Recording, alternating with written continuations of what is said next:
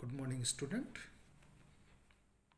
आज इस वीडियो के माध्यम से हम बीएससी पार्ट फर्स्ट के paper first cell biology genetics plant breeding के एक टॉपिक मेंडल के वंशागति नियमों के अपवाद स्वरूप अध्ययन करेंगे।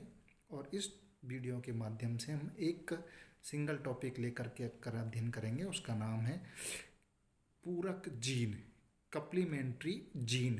पूरक जीन, कप्लीमेंट्री जीन। कप्लीमेंट्री जीन यानी पूरक जीन दो पृथक लोकस पर उपस्थित दो जीन युग्मों की जीन है।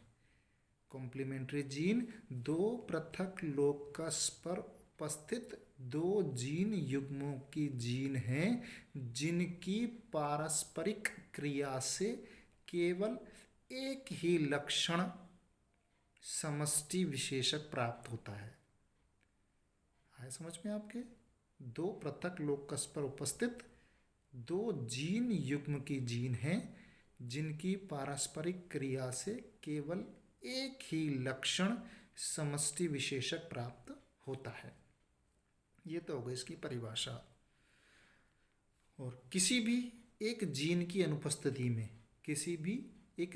अनुपस्थिति में कोई भी लक्षण प्रकट नहीं होता है। कोई भी एक जीन अगर एब्सेंट है तो कोई भी कैरेक्टर्स इसमें नहीं मिलेगा। डब्ल्यू बैटसन और आर सी पुन्नेट ने जब श्वेत पुष्प वाली मीठी मटर, जिसका बोटनिकल नाम है लेथेरायस ओडोरेटस,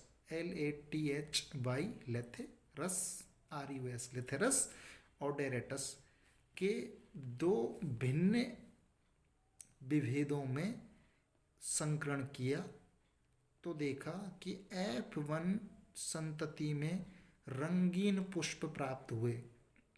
जब F1 से F2 संतति प्राप्त हुई तो रंगीन पुष्प वाले और श्वेत पुष्प वाले पौधे 9:7 के रूप में प्राप्त हुए, जबकि मेंडल के नियम के अनुसार F2 पीढ़ी में अनुपात 9:3:1 प्राप्त होता है। तो ये इसका रूपांतरित प्राप्त हुआ जो कि मेंडल के वंशागति नियमों का अपवाद स्वरूप है। इसमें केवल एक लक्षण अर्थात पुष्प का रंग ही लिया जाता है और केवल दो संवर्ग यानी रंगीन एवं श्वेत पुष्प प्राप्त होते हैं। मीठी मटर यानी लेथायरस ओडोरेटस में फूलों का पर्पल कलर दो अयुग्म विकल्पी non allelic complementary gene capital C तथा कैपिटल P पर निर्भर करता है। दो जीन कम्प्लीमेंट्री हैं, कैपिटल C और कैपिटल P। इन पर पर्पल कलर का आना डिपेंड करता है। एंथोसाइनिन के निर्माण के लिए दोनों जीनों का प्रभावी होना आवश्यक है। जैसे जीन C से उत्पन्न एंजाइम क्रोमोजन के निर्माण को प्रेरित करता है, उसी प्रकार जीन P द्वारा उत्पन्न एंजाइम क्रोमोजन को एंथोसाइनिन में रूपांतरित कर देता है। इस प्रकार स्पष्ट है कि एंथोसाइनिन का निर्माण दो पदों में संपन्न होता है। प्रथम पद का एंड प्रोडक्ट यानी क्रोमोजन द्वितीयक पद के लिए सबस्ट्रेट का कार्य करता है। जैसे आपको दिख रहा है प्रीकर्सर A से प्रीकर्सर B बना क्रोमोजन, जो कि एंड प्रोडक्ट के लिए सबस्ट्रेट का काम करेगा। तो इस प्रकार से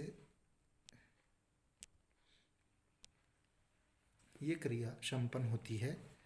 अब आप चेकर बोर्ड के माध्यम से इसमें समझाया गया है। पेरेंटल पीढ़ी P1, white flower capital C, small p, ये तो हो गया वाइट फ्लावर। दूसरा जो वाइट फ्लावर है स्मॉल c कैपिटल P, इनके गैमेट्स लेते हैं, करेक्शन किया, ये प्राप्त हुआ F1 पीढ़ी जिसमें सभी पर्पल फ्लावर होते हैं। सभी कैसे हैं? Purple flower. अब इनका जब F1 पीढ़ी का स्वपरागण किया गया इस तरह से, तो जो अनुपात प्राप्त हुआ उसमें कलर्ड फ्लावर थे 16 में से 9 और वाइट फ्लावर थे 16 में से 7। तो यानी कि 9:7 इस तरह से ये आपको रेशियो मिला। तो ये होता है कम्प्लीमेंट्री जीन के बारे में।